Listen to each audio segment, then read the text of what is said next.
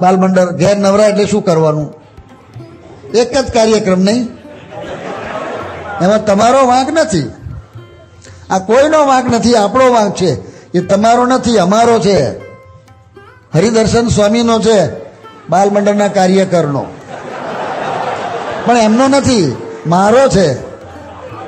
હું પાછો વિચારતો નથી. હું આ બધા પૂછી લઉં કેમ ચાલે છે, હા ડોનેશન કેટલું આવ્યું, ડોનેશનમાં જ અમે બધા હલવાઈ જઈએ છીએ. હવે ડોનેશન વગર ચાલવાનું નથી, પણ આ પાયાની બાબત છે. તો તમારે જાગવાનું, તો એ જાગ્યા છે. કોણે જગાડ્યા મને ખબર નથી, એ પૂછવું પડે.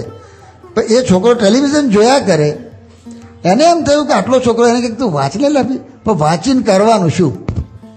તમે કહો કે 2 + 2 એટલે શું કે 4, પછી લખોટા લેવાની જરૂરિયાત છે? પેલા ગણે છે તે કે મને આવડે છે ને? તમારે જવાબ જોઈએ છે ને, તમારે જે ક્લાસમાં ચલાવ્યું છે એ મને ના આવડે પૂછો, પછી એનું વાંચીને શું કરવાનું? એ ફરી બોલ કરવું 2 + 2 એટલે 4 તે શું કરવાનું? આનો તો કરવું શું? તો ટેલિવિઝન જુએ. હવે કેમ પાછો વારવો? ટેલિવિઝનમાં જે ખેલ આવે છે એનાથી તમારો શારીરિક, માનસિક, બૌદ્ધિક, સામાજિક, આધ્યાત્મિક, શૈક્ષણિક એવા વિકાસ થાય એવા કેટલા કાર્યક્રમ આવે છે. સર્વે કરો જે ઇન્ટેલિજન્ટ છે તે.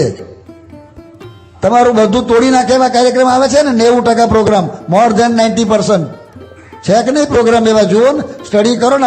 આ બધા પ્રોબ્લેમ થાય છે એનું મૂર્યું તો ત્યાં છે. એ એને ખબર, પ્રોફેસર છે ને, એટલે જાગ્યા છે કે આ છોકરો ભલે હોશિયાર છે પણ આમાંથી આ શીખવાનો છે, એની વિદ્યાનો આ ઉપયોગ થવાનો છે. એક યુનિવર્સિટીમાં અમે ગયા હતા. તે યુનિવર્સિટીના પ્રિન્સિપાલે પેલા વાઇસ ચાન્સલરે અમને કહ્યું કે તમે મહિને આવો ને પ્રવચન આપો, કારણ કે અમે બધું આ ભણાવીએ છીએ પણ we are producing educated monkeys. વાંદરા એમને એમ જ કૂદ્યા કરે, અને પાછા આ તો ભણેલા, અને એમાં પાછા તો અમેરિકામાં ભણેલા, એટલે વધારે કૂદે. પણ એને સરખા રાખવાના છે, તો એનું શું કરવું? એટલે એને આંખ ખુલી થોડી કે આને સંસ્કાર આપવા પડશે. હવે શું કરવું? અહીં તે વખત આટલા બધા મંદિરો નહોતા, આવા કોઈ સંતોય બહુ એટલા બધા આવતા નતા, થોડા આવતા હતા. ઘરનું મંદ ઘરમાં શરૂ કર્યું એણે. જાગ્યા. એ છોકરાને રોજ થોડું કંઈક કામ કહેતા જાય, એને ફોર્સ ના કરે. ટેલિવિઝન ના જોવું કહેવાની જરૂર જ નથી. તમે એને સારો માલ આપો, તમે એને દૂધપાક આપશો ને, ખાટી છાશી અડવાનો જ નથી. તો તમારા આ ટેલિવિઝનના કાર્યક્રમો અને તમારા ગરબા અને ગરબીઓ આ બધું ખાટી છાશ નહીં, વિષ્ટા છે, વિષ્ટા. તમને ભારે લાગશે, તમને ભારે નહીં લાગે. કોઈક બેઠા છે ને નવા, એને તો ઝાડા ઉલટી થઈ જશે. પણ આ હું તમને સત્ય કહું છું, 2 + 2 4 જેવું સત્ય છે. એમાં કાંઈ માલ નથી. આ તમે બધા રવાડે ચડી ગયા છો, જેટલા છો એ બધાય. આ તમારા ગરબા, આપણી સંસ્કૃતિ ભૂલ્યા જ છીએ આપણે. ફોતરા નીકળી જશે, યાદ રાખજો બધાય. ગરબા અને ગરબીઓમાં શું થાય છે એના સર્વે તમે વાંચ્યા છે, એના રિપોર્ટ, એ ગરબા થયા પછી એના શું પરિણામ આવે છે, તો એ જાગજો. એ બધામાંથી કોણ પાછું વારે? એ આ સત્સંગ વારશે. હવે સત્સંગ ક્યાં લેવો? એટલે એમણે ઘરમાં શરૂ કર્યો, અને ઘરની અંદર પછી એ તો વૈષ્ણવ એટલે ગીતાની શરૂઆત કરી. પણ આખી ગીતા આપો તો ઊંઘી જાય છોકરા, એટલે પછી એની રીતે આપવી પડે, એને ગીતા બતાવવાની. અહીં તમે બેઠા છો આટલા, તમારા બાળકોને ગીતા બતાવી, રામાયણ બતાવ્યું? બતાવો તો ખરા. એ જુએ? એ જોતો જ નથી, એ તો બીજું જ જોયા કરે. આવડા ફોટા મોટા એક્ટરોના હોય છે, જેને મોઢાય ના જોવાય, જેને એની ગંધ ના લેવાય, એવા બધા જેના જીવનનું કોઈ ઠેકાણું નથી, જેનો કોઈ પાયો નથી, એ બધા લબડે છે, અને ગીતા દર રહે છે. લ્યો, પણ એ જાગ્યા એટલે થોડી ગીતાની વાત કરે છે, અને ધીરે છોકરાને પછી પ્રેમથી કહો, એટલે બધી વાત, સારી વાત તો સારી જ થવાની છે. ખોટી વાત પેસી જાય છે તો સારી ના પેસે. એટલે એને ધીરે અંદર રસ પડ્યો, અને બુદ્ધિ તો હતી જ, અને જાગ્રત થઈ ગયો. એ છોકરો 13 વર્ષની ઉંમરે સંપૂર્ણ શ્રીમદ ભગવદ્ ગીતા કંઠસ્થ. 1984માં અમદાવાદ આવેલા.